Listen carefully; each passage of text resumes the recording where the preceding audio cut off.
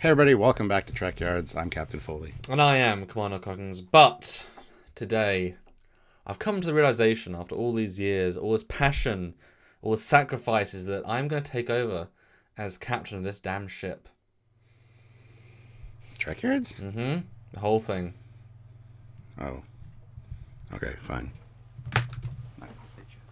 But I will have to promote him to Commodore first, otherwise he won't be allowed to back down, because you need the rank of Commodore to back down. It's an important thing. So you're promoting me to Commodore, eh? Congratulations. Sure. You sure that shouldn't be General? It's both, neither. Because I think they were confused themselves, because, they called her Commodore on the bridge of her own Romulan ship in Episode 9. Then Episode 10, she's a General, because we even made the point that there's no Commodores in the Romulan military. Oh, anyway.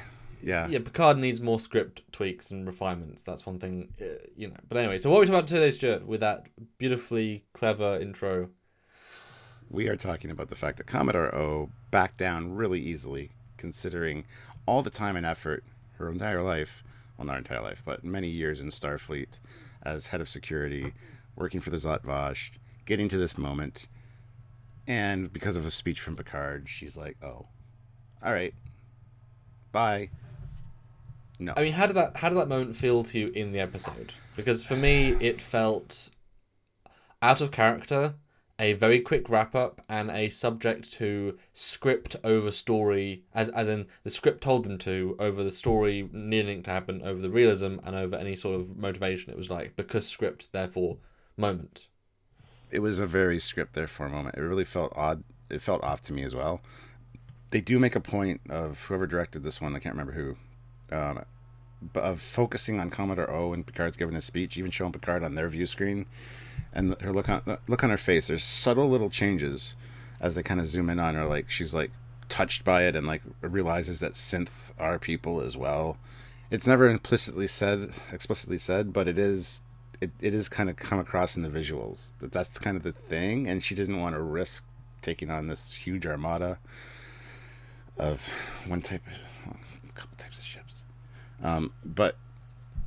But yeah, and then she just takes off back to Romulan space. Because that was only like 20 minutes in, so I was assuming that they were going to leave, and then the Federation ships were going to leave, and then a Romulan ship was going to decloak, either out of the atmosphere, or above the atmosphere, a single ship, and then Riker was going to walk back in or decloak like the Galaxy X could do, because obviously there was another plan there. She wouldn't back down. There's no reason why she should.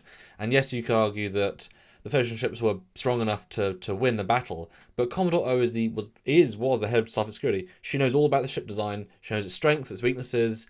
I mean, yes, they might have modified their shield harmonics since she was command, but she knows that there was a fault in the plasma conduits, and she knows these ships better than Riker would, because he's been retired for several years. So she's much more knowledgeable in this situation, and she knows her own ships better, and a single torpedo is all that's needed to destroy the beacon, which is already active. I mean, the fate of the universe, or I guess, destroy the beacon that was already off, but I mean, to destroy the colony, I mean, a couple of well-placed quantums, even the amount of small fighters, the snake teeth, whatever they're called, you have many of those.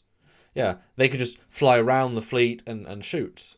So it felt very odd, and I assume there was more to that. And if O isn't back in season 2 trying the same thing again, I'd be very surprised. Because like you said, she's given her entire life to the Jat cause. They imply explicitly that parents, it goes through familial lines. So presumably her mum, her grandma, her line of family, like they'd all be very disappointed in her. They, the Cutras of those would punish her for her lack of follow through. And also, don't forget at least 40 years of Starfleet service to become the that was all just thrown away on this one incident, because now she's totally exposed herself and who she is. So all of her connections within Starfleet are now null and void. I'm sure she set up contingency plans while she was, but still, I mean, it just Starfleet security is going to need to be restructured at this point. Yes, very much so. And all their security protocols are going to have to be changed. Full sweep. Yeah, because it is weird to think that she had to start as an ensign, lieutenant. Like, she spent years on small Federation starships doing her job to get to the moment where she could interfere with the whole of Starfleet. Like, if Ensign O, already being relatively old, but not probably over 60, whatever, as Vulcans age slowly. So she was already, young old for us. Imagine her being told by older O, I gave in because there was too many ships. I mean, that O would slit the throat of this O. You know, she'd murder her straight out. Would there be too many ships? They had 218 Romulan ships and probably a little bit less than that Federation ships. If she had a fleet of 12 and that squadron flew in, it's true. You know, but the odds were pretty good. So yeah, we know she had about 200 left because they lost 17. But they were very small ships, and so the Federation ships. It's kind of hard to see how powerful they are in relation. Although you would think she'd bring either very well. The thing is, she didn't think there was anything she was going to have to fight, so she only needs basic ships. I don't know why she picked the exact same class. I don't assume that she managed to get all of the best ships in the fleet, because if those 200 ships, 218, are needed, like, you don't just have 218 of the best ships in your fleet being somewhere. Presumably she had to, like, amass them from different parts of the quadrant and then warp them all, but then all the borders, other territories, they've just lost their biggest ships. They probably aren't the best ships. I mean, as we know, Stuart, all they did, they just paid the copy and paste button. They thought lots of ships equals more impressive, when in reality you needed 10 ships, 15 ships, give them slightly more details, a bit more focus. By having less ships, you can have more powerful close-ups that look more sexy, you get a more intricate sense. I mean, there's a reason why the Scimitar, the single ship, I mean, had a certain, you bought that ship could take on a fleet. All of the individual ships, we said in our episode, they're so small, they feel like they're light cruisers. They're very little. I mean, I think a Sovereign could easily take out several without any real whatever. Why did O back down? There must be something else there, but they wrapped everything in a bow. They should have been post-credit sequences of O warping back, and her second in command walks up to her and says, "Why did you leave, O? Why did you leave, Commodore, General, whatever?" And she's like, "Oh no, we're going back when the time comes. Now we know where they are. They can't run, or they could run, but there's more to this story. There has to be." Yeah, a scene with her saying, "I have contingency plans in effect on multiple fronts at this point," because she's had a long time to set things up within Starfleet, within the very heart of Starfleet. So it would make sense for her to be back in season 2.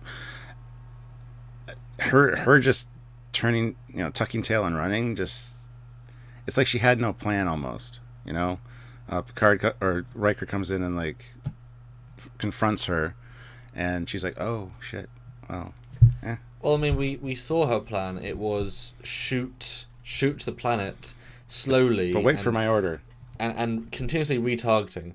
Because the joke being is that once you target the planet, it's pre-targeted. Then you can make a new target, but you're still pre-targeted. The ship can hold more than one target. It's a future ship thing. I think O is one of the characters that got let down the most in that last episode. Mostly from her earliest, was interesting, was different, and then she kept being let down as it went on. Yeah, she seemed like she was going to be a major threat and just somebody that was really entrenched, so it would have been difficult to get her out, but nope. So, anyway, that's kind of the discussion that we are having. So, but I think we're both going to benefit the doubt once again that there's more to the plot in season 2. We have to justify that. Although we do know they haven't written season 2 nor storied season 2 because Patrick didn't know what's going to happen in the writers. So they're making up as they go along. So hopefully they'll make up more story with O, because there needs to be. I mean, I would assume that Riker would want to put her in jail too, because 40 years of treason. I mean, once you sign up to Federation, you're still signed up to Federation. You're still she should be in jail. Yeah, you took the Starfleet oath, so. And yeah. Yeah.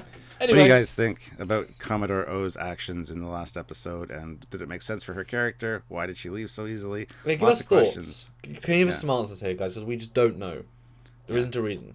Let us know. Yeah, and we love the interaction with you guys. We love your input, so please put it down below. And we also love your support by joining our lives. That's great. We have, in our last reviews of the last episode, we had 500 people join the live, both for yours and for ours. Amazing. We love those people to continue to join us.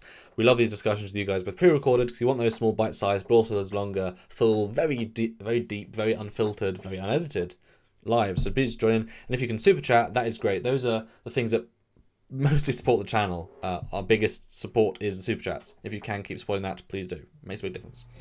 That's right. So in the meantime, hit like, subscribe, do all that stuff. Make sure you click the notification icon to all, because then you get notified every time we upload, and you can help us with those lives. You can join in and use many ways to support us.